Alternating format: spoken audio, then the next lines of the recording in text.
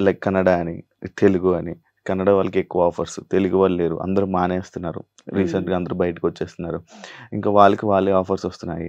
వాళ్ళలోనే చాలా జరుగుతున్నాయి అని చెప్పి అని చాలామంది నా దగ్గరకొచ్చి చాలామంది చెప్పడం జరిగింది. అది ఎంతవరకు వాస్తవం? ఎంతవరకు అది అసత్యం? అవునవును.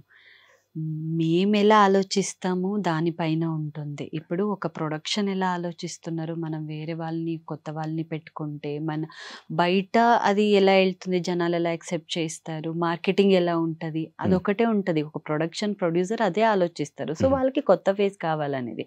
కన్నడ వాళ్ళనే తీసుకొని రావాలి. ఎందుకంటే ఇప్పుడు ఎందుకు శివ గారు, మనకి ఛాన్స్ ఇచ్చే వాళ్ళే తెలుగు వాళ్ళు కదా!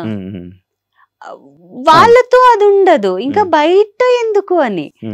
సో, నాకే అలా ఏం అనిపించలేదు గానీ, సో, టాలెంట్ ఎవరికుంటది వాళ్ళకి అవకాశం అనేది దొరుకుతుంది. అది మేము సద్వినియోగం చేసుకుంటాము.